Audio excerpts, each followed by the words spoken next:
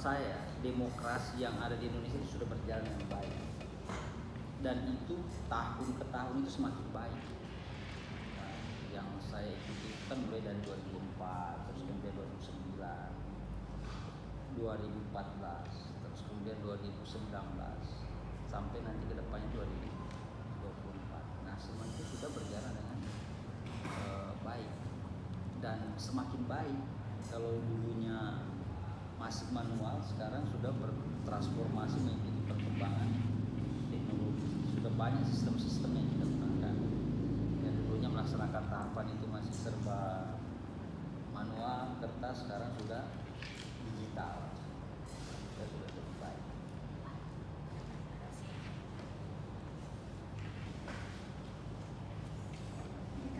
Demokrasi memberikan rakyat kebebasan dalam pemerintahan.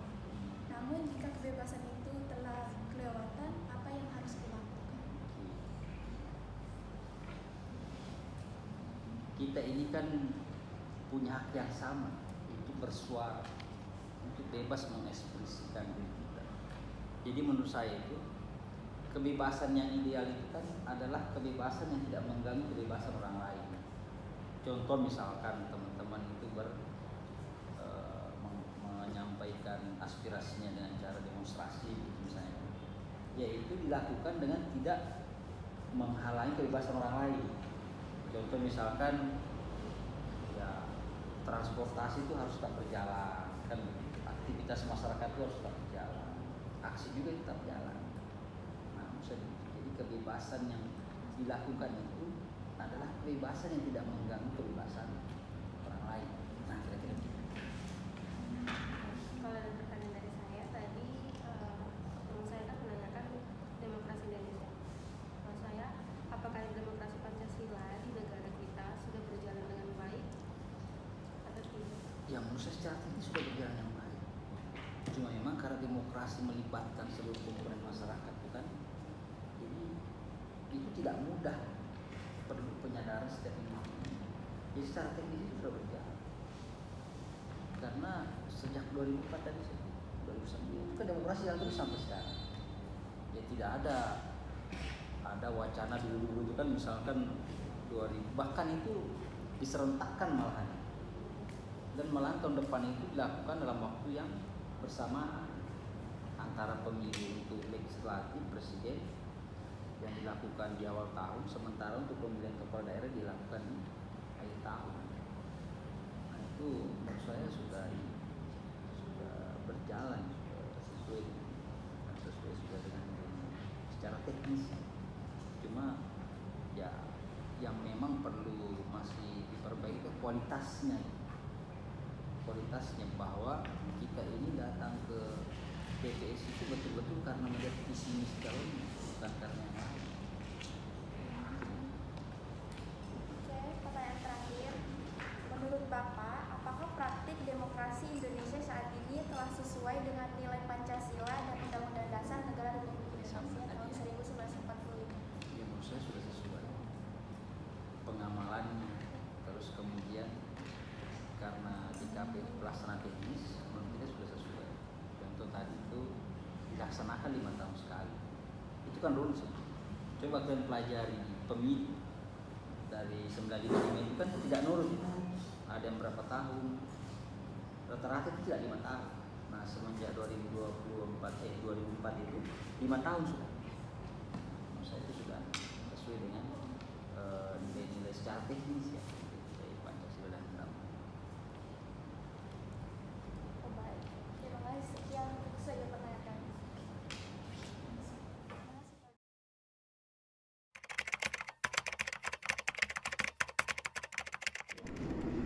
Selamat siang Pak. Sebelumnya perkenalkan nama saya Yuni Menisara. Saya dari mahasiswi Universitas Borneo Tarakan. Di sini pertanyaan pertama, menurut pandangan Bapak sendiri, demokrasi itu seperti apa? Dan apakah demokrasi di Indonesia ini sudah berjalan dengan baik dan sesuai dengan nilai Pancasila? Langsung jawab. Lanjut Pak ya. Oke lah. Soal yang nomor 2, dari Bapak, bagaimana melaksanakan pembangunan demokrasi di Indonesia agar bisa lebih baik dari yang sebelumnya, meskipun dalam pelaksanaannya pemerintah Indonesia tidak turut serta dalam pembangunan demokrasi di Indonesia. Iya kan? Tidak turut serta ke pemerintah Indonesia. Sudah? Betul. Pertanyaan pertama, bagaimana sudut pandang saya terkait dengan demokrasi?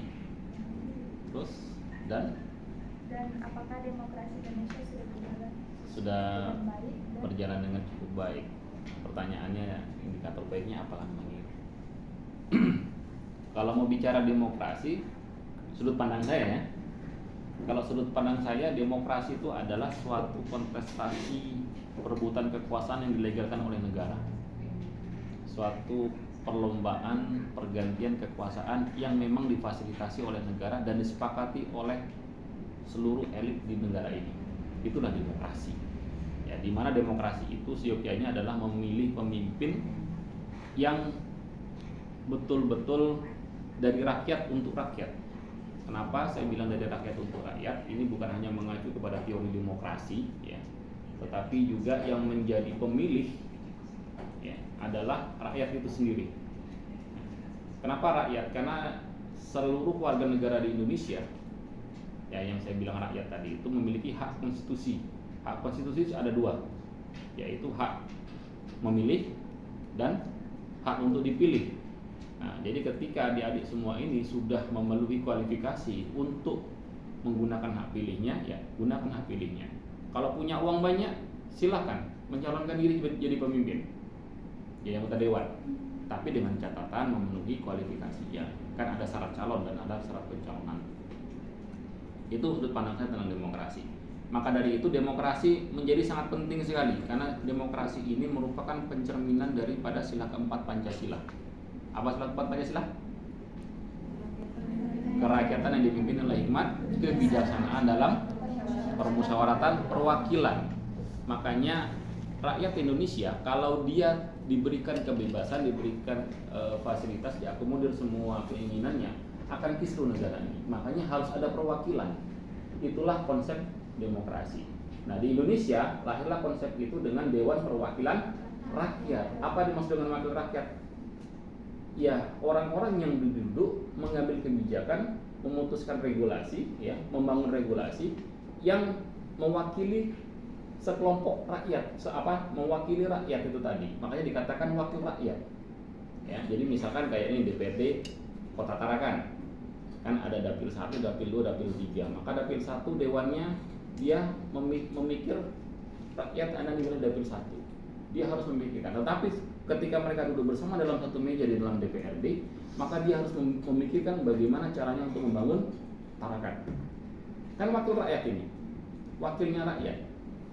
Karena kalau misalkan semua rakyat dikasih kesempatan untuk memutuskan, untuk mengatur, belum tentu apa yang dimau orang itu bisa selaras, ya. Bisa jadi kepentingan satu dengan kepentingan lain itu akan saling bertabrakan. Makanya harus ada wakilnya. Itu konsepnya. Jadi pada prinsipnya demokrasi itu adalah implementasi daripada sila keempat Pancasila. Yang mana dalam mekanismenya, dalam prosesnya itu tentu saja harus dilakukan dengan sebaik-baiknya agar bisa menghasilkan pemimpin yang betul-betul memikirkan rakyatnya, membangun negaranya. Itulah konsep demokrasi. Nah, apakah kemudian demokrasi ini sudah berjalan dengan baik? Ya, maka ini harus ada indikatornya nih, gitu kan? Saya kembali bertanya, indikasi berjalan baiknya apa? Indikatornya apa, kan gitu? Nah, kalau kami lihat, kami ini kan dari penyelenggara pemilu. Jadi penyelenggara agak sedikit berbeda dengan mindsetnya seorang pengamat. Kalau di penyelenggara, maka dia mindsetnya itu adalah yuridis. Kita tidak boleh menggunakan mindset berpikir pengamat. Kalau pengamat kan bisa berbicara apa saja. Kalau penyelenggara dia berpikirnya itu adalah yuridis. Maksudnya yuridis begini, penyelenggara itu adalah pelaksana undang-undang. Ya. Kalau bagi penyelenggara, bagi saya pribadi, demokrasi selama dia diselenggarakan dan dilakukan sesuai dengan peraturan perundang-undangan yang berlaku. Misalkan kalau pemilu, jadi dia sesuai dengan Undang-Undang 7 tahun 2017 tentang pemilu. Kalau dia pilkada maka sesuai dengan Undang-Undang Nomor 6 Tahun 2020 perubahan dari Undang-Undang Nomor 10 Tahun 2016. Maka demokrasi itu sudah berjalan dengan baik. Terus yang kedua, adanya penyelenggaranya, adanya penyelenggara yang mengeksekusi demokrasi itu. Lahirlah dalam Undang-Undang Dasar 45 penyelenggara kan ada 3, DKPP, KPU dan Bawaslu. KPU sebagai penyelenggaranya yang melaksanakan proses demokrasi itu step by step, tahap demi tahap. Bawaslu hadir untuk mengontrol apakah penyelenggaraan itu sudah berjalan sebagaimana mestinya, ya, sesuai dengan peraturan yang berlaku. Misalkan hari ini kita adalah tahapan pemutahiran data pemilih, maka KPU punya kewajiban untuk memutakhirkan data pemilih. Apa itu memutakhir data pemilih? Menata kembali daftar pemilih yang sudah disinkronisasi, kemudian melakukan pengecekan di lapangan. Apakah ada masyarakat Indonesia yang sudah punya hak pilih tetapi belum masuk dalam daftar pemilih? Itulah yang kemudian melahirkan yang namanya DPT. Apa itu DPT? Daftar pemilih tetap, yaitu orang-orang yang dipastikan dan dilegalisasi oleh negara memiliki hak pilih. Jadi kapan orang itu menggunakan hak pilihnya? Ketika dia memenuhi 2 kondisi. 1, sudah berusia minimal 17 tahun. Yang kedua, masuk dalam daftar pemilih. Karena inilah yang nanti akan menjadi dasar KPU untuk mengeluarkan C6 atau mengundang kalian semua untuk hadir di TPS. Itu. Terus yang ketiga, memastikan bahwasanya peserta itu bisa bekerja dengan baik. Nah, ketika konsep demokrasi sudah berjalan, ya, penyelenggaranya ada, kemudian penyelenggaranya bisa bekerja dengan baik sebagaimana mestinya, maka bagi saya demokrasi sudah berjalan cukup baik. Apalagi dengan masifnya masyarakat untuk membentuk atau mendaftarkan diri menjadi membentuk kelompok partai politik, ya. Kita kan kemarin barusan saja melewati tahapan penetapan partai politik. Tahu sekarang ada berapa partai politik? 18. Nah, dengan adanya 18 partai politik ini menunjukkan adanya antusiasme masyarakat untuk berpolitik praktis. Ya, adanya antusiasme masyarakat untuk dia mengirimkan wakilnya. Nah, kalau demokrasi tidak berjalan dengan baik, maka partai politiknya akan sangat sedikit sekali. Dulu kita pernah mengalami era itu. Di era-eranya Orde Baru, Orde Lama, yang partai politiknya cuma ada 3, ada 2. Itu kan tidak bisa dikatakan sebagai demokratis. Kenapa saya bilang tidak bisa demokratis? Karena masyarakat dihadapkan hanya pada 2 pilihan.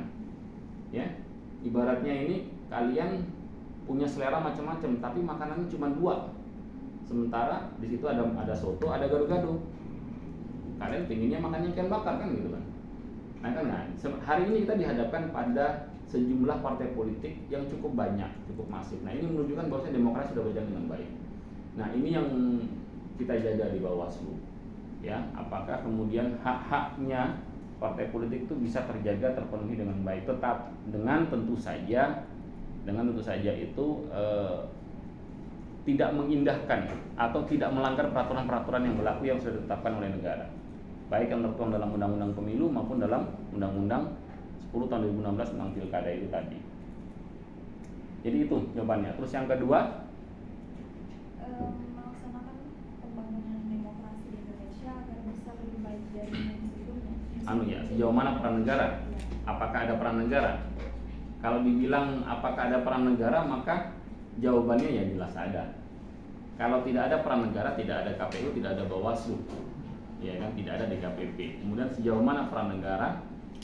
Negara berperan di dalam menyiapkan regulasi, karena politik itulah tidak akan bisa berjalan tanpa adanya hukum atau regulasi yang ada.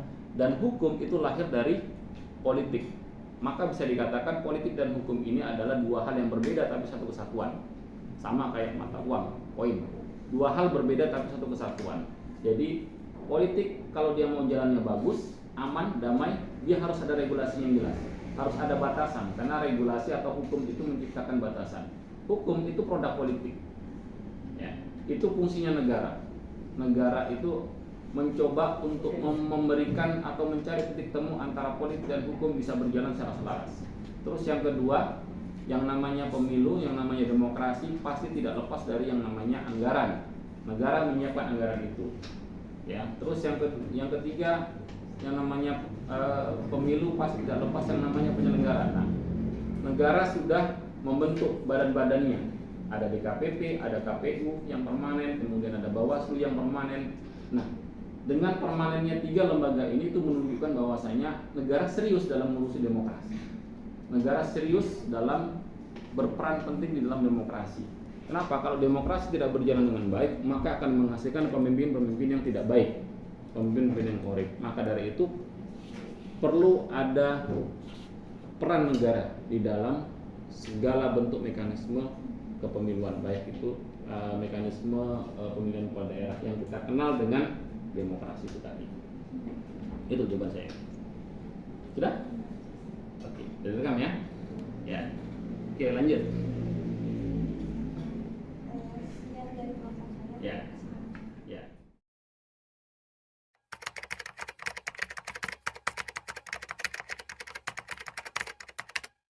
Baik, Assalamualaikum warahmatullahi wabarakatuh. Selamat pagi. Perkenalkan, kami dari mahasiswa Universitas Borneo Tarakan, jurusan Pendidikan Matematika. Bersama saya Setika dan Saya Yuni Maisara. di sini kami akan melakukan wawancara kepada Bapak mengenai demokrasi yang ada di Indonesia saat ini. Di sini kami akan menanyakan beberapa pertanyaan.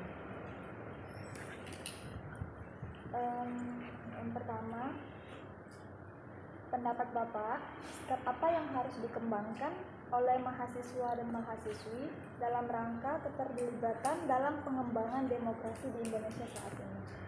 Ini pertanyaan paling keren yang sudah dapat di muka bumi ini dari seorang mahasiswa. Karena persoalan inilah yang sering bikin kami kepikiran tiap hari sebagai orang yang berkecimpung di dunia politik secara langsung. Karena mahasiswa saat ini yang saya tangkap setiap kami berdiskusi adalah bagaimana mereka tidak percaya dengan politik itu sendiri. Bagaimana menghakimi sistem politik itu sebagai tempat kotor sehingga mereka anti dengan itu. Padahal banyak pemimpin bangsa ini yang lahir dari bangku kuliah dan mereka memahami bahwa negara ini lahir dari sikap politik. Sikap apatisme kita terhadap politik itu seharusnya dibuang jauh. Di berbagai kesempatan partai politik selalu dihakimi bahwa disitulah sarang para penyamun, para penjahat, padahal secara tidak langsung mahasiswa ingin mengatakan bahwa tempat saya adalah tempat para penyamun. Karena seharusnya mahasiswa itu hadir di panggung politik bila ingin suara mereka tersampaikan. Karena apapun yang terjadi, apapun sikap kita, kalau kita tidak masuk di panggung politik, kita bisa apa? Mau kalian calon guru, kalian adalah calon ibu-ibu pendidik, tapi ketika gaji kalian cuma 750 per bulan, di mana akan kalian sampaikan? Mau mengoceh bahwa partai politik itu panggung para penjahat? Tidak bisa, karena mereka adalah wadah untuk para wakil kita untuk duduk di parlemen dan untuk duduk di pemerintah. Sehingga mahasiswa dalam hal ini kawan-kawan semua maupun yang bukan mahasiswa, para anak muda, kawan-kawan muda kita, lihatlah panggung politik itu sebagai wadah kita untuk berkumpul dan berpikir. Sampaikan kepada partai politik bahwa inilah tujuan kita, inilah harapan kita. Partai politik akan hadir untuk memberikan semangatnya untuk memperjuangkan itu. Karena kalau tidak, apa yang akan diharapkan oleh mahasiswa ketika ini hanya untuk demo saja? Tidak mungkin, karena setelah itu kalian akan terjun ke dunia kerja yang akan mengungkung kalian di satu dunia yang tidak kalian harapkan. Menggibah bos kalian itu tidak akan menghabiskan ini, itu akan menghabiskan energi kalian saja. Menggibah bendahara tukang gaji kalian itu sama tidak menghentikan masalah. Memperjuangkan hak-hak para pekerja di perusahaan-perusahaan yang bergaji kecil ini tidak akan menghasilkan apa-apa. Mau berdemo pun sampai situ kamu berdemo, setelah itu kamu masuk dunia kerja. Sehingga panggung politik itu amat penting juga buat kalian. Berikan edukasi kepada masyarakat bahwa pilihlah, tugas mahasiswa itu memberikan edukasi kepada masyarakat bahwa pilihlah calon yang akan mewakili kalian sesuai dengan hati nurani, bukan karena uang, bukan karena siapa dia, bukan karena tokoh siapa dia, di mana dia tinggal, anak tokoh semen mana. Nah, bukan itu. Ajarkan masyarakat, edukasi mereka untuk memilih partai yang benar-benar memperjuangkan mereka.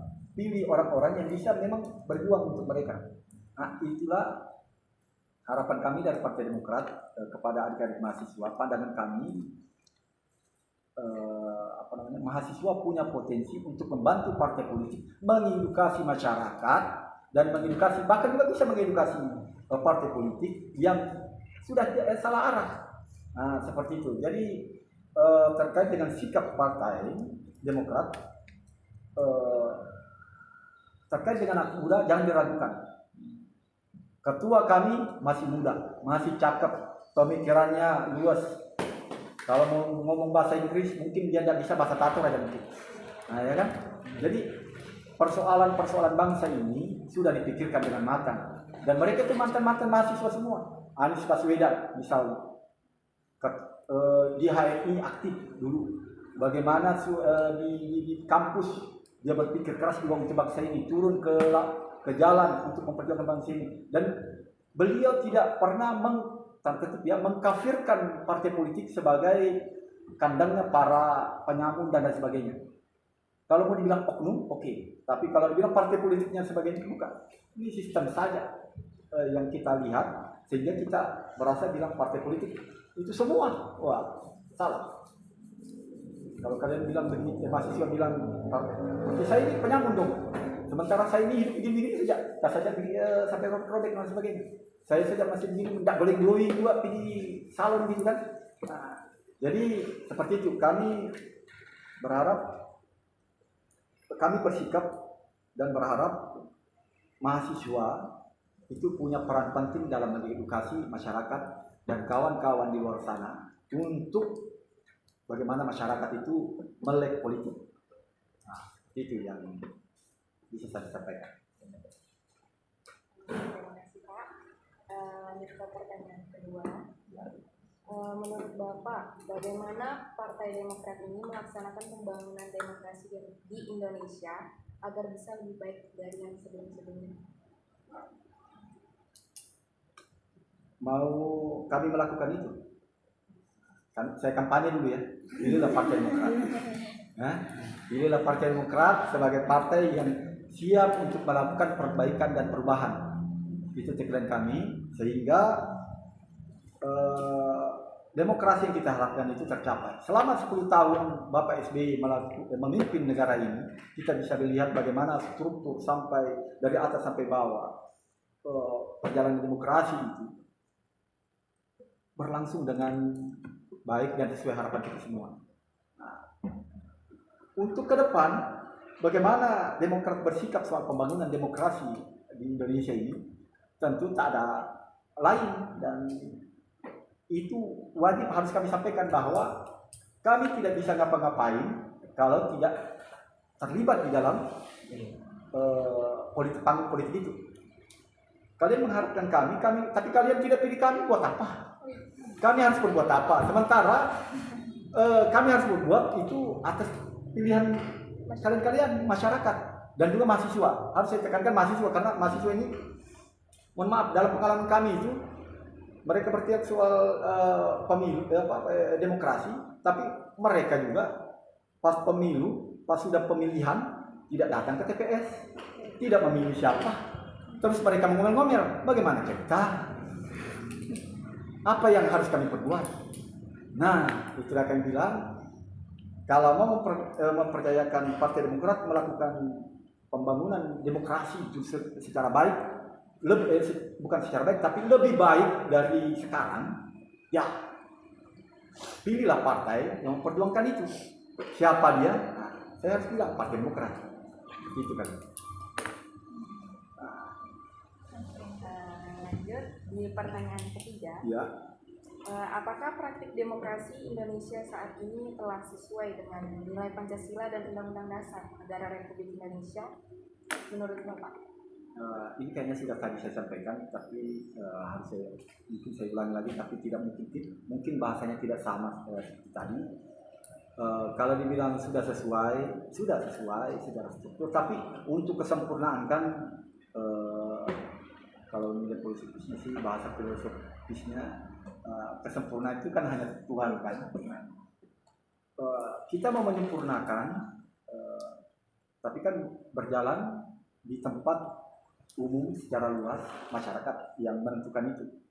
Tapi kalau ditanya kepada Partai Demokrat apakah sudah sesuai, dari zaman SBY memimpin, saya harus bilang itu dulu. Kita harus mengakui bahwa demokrasi reformasi ini sudah berjalan sejak 98 itu. Kawan-kawan mahasiswa kita yang dulu yang sekarang memimpin bangsa ini itu melakukan perjuangan sampai akhirnya SBY terpilih. Itu demokrasi sudah berjalan dengan baik, ditata dan disusun oleh Bapak SBY. Boleh lihat jejak digitalnya, karena penyampaian kami ini adalah mungkin dinilai penyampaian subjektif, tapi itulah kenyataan. Kami harus sampaikan bahwa sikap kami adalah objektif, meskipun di luar bilang itu subjektif, karena SBY yang kami lihat adalah SBY. Nah, itu beliau yang membangun itu secara struktur sampai ke bawah. Akhirnya lahirlah demokrasi yang kita rasakan saat ini. Terkait dengan telah sesuai atau tidak, tentu harus ada perbaikan-perbaikan. Karena hari ini sempurna, besok tidak mungkin sempurna, karena ada oknum yang melakukan hal yang bertentangan dengan itu. Seperti itu kali ini bisa sampaikan. Mohon maaf ya kalau terlalu kasar saya menyampaikannya, karena kalau saya menyampaikan lembut nanti kalian kira bilang masa mental politisi kayak gini, takut sama mahasiswa, wah.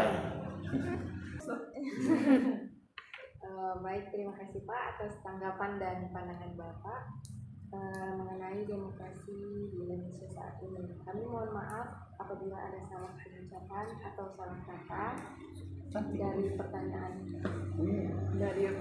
kami. Kami tutup. Assalamualaikum warahmatullahi wabarakatuh. Selamat siang.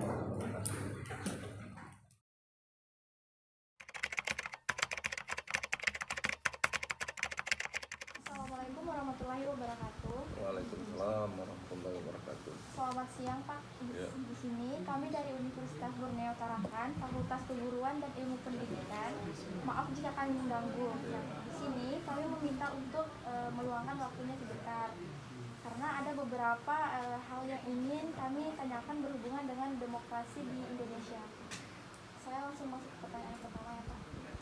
Menurut Bapak, apakah Partai Demokrasi ini sudah menjalankan demokrasi sesuai dengan apa yang diharapkan dan telah berjalan dengan baik, bila mana secara pelaksanaan yang ada di masyarakat adalah keadaannya semakin dipersulit, maupun ketika melakukan pencegahan akan mendapatkan sebuah cegahan yang berasal dari pihak lainnya, sehingga ketika dilaksanakan sebuah pemilihan kepala pemerintahan yang dimana berasal dari independen akan dipersulit. Itu pertanyaan satu ya? Ya. Berapa pertanyaan? Dua. Oh. Coba tadi ulang lagi deh pertanyaan. Menurut Bapak, apakah Partai Demokrat ini sudah menjalankan Perindo. Iya. Siap. Sudah. Apa?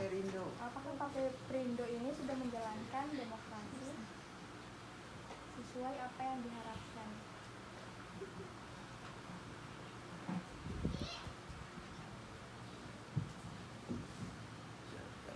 Lanjut. Dan telah berjalan dengan baik.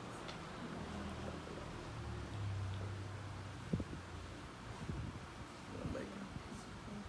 Bila mana secara pelaksanaan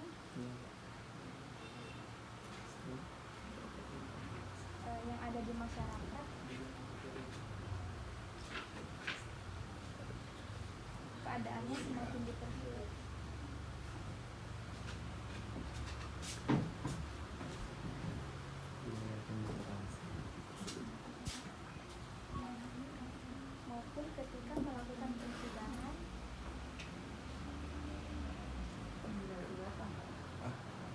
10. akan mendapatkan sebuah Dan mendapatkan mendapatkan sebuah buat juga yang berasal dari pihak siap.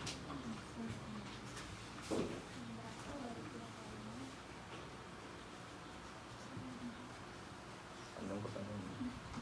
ketika dilaksanakan sebuah pemilihan kepala Kemudian kepala daerah ya. kepala pemerintahan Kepala daerah sama. yang dimana berasal dari independen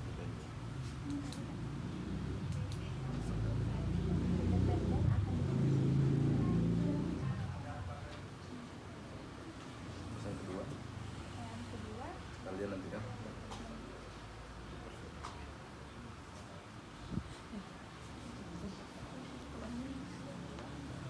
ya. Bapak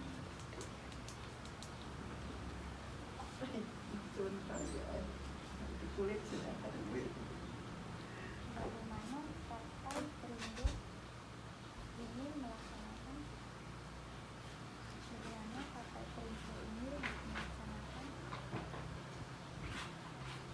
pembangunan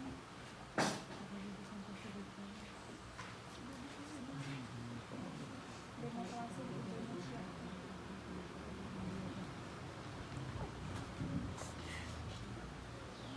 Agar bisa lebih baik dari sebelum-sebelumnya.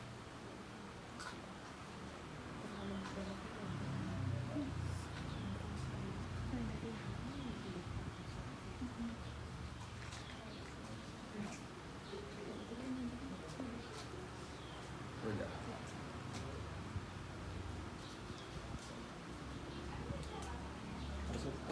Jadi pertanyaannya ini luar biasa. Kelompok 1 panjang. Iya, panjang sekali pertanyaan ini.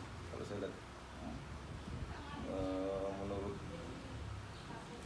Partai Perindo sudah menjalankan demokrasi sesuai yang diharapkan dan telah berjalan dengan baik, bila mana secara pelaksanaan yang ada di masyarakat kesadarannya dipersulit maupun melakukan pencegahan akan mendapatkan sebuah cegahan yang berasal dari pihak lainnya. Jika melaksanakan sebuah pemilihan kepala daerah yang mana berasal dari independen akan dipersulit ya. Jadi masalahnya ini. Jadi kalau ditanya bagaimana Partai Perindo menjalankan demokrasi sesuai yang diharapkan, makanya kalau kami jujur aja di Partai Perindo ini untuk menjalankan demokrasi yang baik dan yang benar itu harus betul-betul itu yang saya sampaikan, kita ikut aturan mainnya. Terkadang ya itu dia, mohon maaf, kadang teman-teman partai politik lain kan ada juga nih cara-cara mereka yang mereka lakukan untuk bagaimana bisa meraup suara, bagaimana bisa meyakinkan masyarakat. Kan masing-masing ada punya ini strategi politik. Nah, jadi kalau ditanya sudah menjalankan demokrasi, kalau kami sesuai instruksi dari DPP, dari Ketua Umum Haritanu, kita harus memang menjalankan demokrasi sesuai yang diharapkan, yang diinginkan oleh masyarakat. Nah, yang kita harus jalankan itu. Nah, ini juga ada, saya dapat pertanyaannya, bagaimana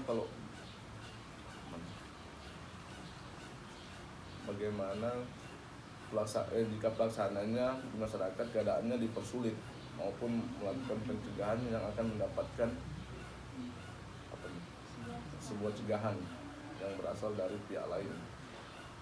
Nah, ini dia, kita kan ingin menjalankan demokrasi dengan baik ini, agar kedepannya kan yang sulit kita hindari ini adalah money politik. Suka tidak suka, mau tidak mau, money politik itu pasti ada, karena itu sudah mengakar. Saya selalu sampaikan ke teman-teman, ini susah, ini money politik ini sudah budaya. Sehebat-hebatnya orang itu mau mencalekan, mau menjadi kepala daerah, pasti pasti melakukan namanya money politik. Dan Bawaslu juga sudah bekerja sesuai dengan tugasnya mencegah. Cuman kadang Bawaslu ini mengawas, cuman teman-teman yang lain ini lebih pintar. Nah, teman-teman parpol ini lebih pintar dari Bawaslu. Nah, kadang bisa dikatakan yang kuting-kutingan lah. Makanya saya selalu juga saya senang juga berdiskusi sama teman-teman. Biasanya saya teman-teman pemuda saya yang ngajak diskusi. Memang saya sampaikan ke mereka bahwasannya memang sulit untuk di demokrasi kita di Indonesia, sulit untuk kita mau lebih baik. Contoh seumpamanya nih, kayak saya nih mau mencalonkan, mau tidak mau, suka tidak suka, kita harus siapkan pos biaya yang harus kita keluarkan. Tidak, kadang sekarang ada bahasanya masyarakat itu manipiro. Nah, itu kan bahasa-bahasa yang sudah ini. Makanya itu ya itu sudah budaya itu. Makanya kita bagaimana kita nih peran pemuda, peran adik-adik di sini, bagaimana kita bisa melakukan pencegahan. Nah, itu tidak bisa secara langsung, harus step by step yang harus kita lakukan. Tidak bisa kita secara langsung. Nah, kalau pemilihannya kepala daerah yang mana berasal dari independen akan dipersulit. Nah, inilah politik. Biasanya kalau itu dianggap sulit, lawan yang kuat, mereka mencarikan celah. Karena independen ini kan tidak didukung oleh partai. Independen ini didukung berdasarkan dukungan dari masyarakat. Yang kita ketahui itu KTP. Jadi ada KTP itu per berapa untuk kepala daerah. Nah, bisa saja kalau lawannya ini kalau dia lolos ini bisa jadi lawan politik kita yang kuat ini. Nah, mereka kan pasti cari celah-celahnya nih, bagaimana cara menggagalkan ini. Nah, yang benarnya itu, yang baiknya adalah kalau memang kita mau siap bertarung, kita biarkan aja dia. Kalau meskipun dia independen, ya sudah, kita lihat siap bertarung. Jangan kita ketika orang mau bertarung, kita yang dari partai politik yang merasa terancam. Nah, jangan. Kalau saya pribadi, makanya kemarin saya juga sampaikan teman-teman, sudah kita ini bagaimana Partai Perindo ini bisa kita besar, bisa khususnya di Kota Tarakan, memang tanggung jawab saya sebenarnya, ketua sama teman-teman pengurus DPD, bagaimana Perindo ini bisa betul-betul dengan tagline-nya mensejahterakan rakyat. Nah, makanya kalau sekarang kan kita ini posisi kita sekarang anggota DPR-nya 1. Jadi untuk di parlemen situ kita kalah suara. Nah, bagaimana ke depannya 2024 kalau bisa kita menguasai kursi. Nah, kalau kita bisa menguasai kursi, saya selaku petugas partai saya akan menegaskan ke teman-teman yang jadi, jangan sampai hak-hak rakyat ini diabaikan. Nah, itu kalau dari saya. Makanya saya kemarin rapat itu saya bilang, saya pastikan teman-teman yang mau menjadi caleg, pastikan ketika nanti sudah terpilih, jangan tinggal duduk, diam, melihat. Kalau bisa, harus ada kontribusi, harus turun ke lapangan, apa sih keluhannya masyarakat. Sesuai tagline kita, bagaimana kita mensejahterakan masyarakat. Nah, itu tagline langsung dari DPP itu, mensejahterakan warga Indonesia, rakyat Indonesia. Nah, itu yang pertama deh. Nah, kalau yang kedua, ini menurut Bapak bagaimana Partai Perindo ini melaksanakan pembangunan demokrasi di Indonesia agar bisa lebih baik dari sebelum-sebelumnya. Nah, itu dia yang saya sampaikan tadi. Kalau memang kita mau bangun demokrasi yang baik, saya setuju, saya sepakat dengan teman-teman mahasiswa, ayo kita sama-sama kawal. Kalau memang kita mau membangun demokrasi dengan sebaik-baiknya. Karena jujur saya sampaikan, suka tidak suka, mau tidak mau, kita ini sudah budaya, kita sudah mengikut dari dulu sudah kita diajarkan. Bahkan saya kemarin juga saya mahasiswa, kebetulan saya STIMIK PPK ya. Inilah yang selalu kami bedah-bedah ini sama teman-teman mahasiswa. Kenapa sih demokrasi di Indonesia sulit sekali kita bikin baik? Ternyata kami cari tahu, ternyata dari dulu itu sudah memang kita diajari sama orang-orang yang sebelumnya itu mengajari. Nah, bahwasanya nah ini aku kasih kau ya, kau pilih aku. Dan lupa. Nah, ini aku kasih kau ya. Nah, itu kan budaya. Makanya itu yang sulit sekali kita untuk hilangkan. Nah, makanya inilah tugas kita semua. Nah, teman-teman mahasiswa, teman-teman pemuda, bagaimana kita merubah demokrasi kita jauh lebih baik dari yang sebelum-sebelumnya. Saya 100% support kalau memang mau kita sama-sama. Intinya kita kawal ini barang. Jangan kemudian kita mau demokrasi kita berubah, kita diam, stagnan. Nah, itu jangan. Kalau mau lebih bagusnya, kalau memang mau dirubah, kita jalan sama-sama, kita kawal. Pak, tolong kita sampaikan ke KPU, kita sampaikan ke Bawaslu. Pak, tolong demokrasi yang harus kita jalankan, apalagi ini kan tahun politik nih deh, 2024 ini sudah ada pemilihan. Pak, tolong bagaimana supaya ini demokrasi kita berjalan dengan lancar. Karena ada juga, itulah saya bilang, ada aja celah mereka itu. Nah, itulah saya bilang, kalau mau sama-sama kita mengawalnya. Selagi jangan sampai Partai Perindo oke, 100% kita rubah demokrasi kita jauh lebih baik. Nah, partai lain mau enggak dirubah? Nah, saya senang lagi kalau memang kita enggak money politik kita hilangkan. Nah, ini harus hati-hati deh sebenarnya. Dan sampai kita terjebak dalam situasi seperti itu. Ini saya selalu ajarkan, bukan saya juga istilahnya saya mau menggurui orang, tidak. Saya juga ini baru belajar sebenarnya. Karena saya awalnya basicnya memang senang berorganisasi. Nah, makanya saya kalau memang mau, ya ayo sama-sama. Akan jauh lebih bagus kalau demokrasi kita ini baik. Dan pemimpin-pemimpin kita akan jauh lebih baik juga kalau demokrasi kita baik. Nah, itu mungkin jawaban dari saya. Selanjutnya ada ya? Dari pertanyaan saya Pak ya. Kelompok 2 ya? Kelompok 1 mulai. Masih kayaknya. 2 pertanyaan atau 1 aja? Sudah Pak? Terserah. Sudah berapa ya? Udah 14 menit. Sudah ya? Jadi terima kasih, mohon maaf apabila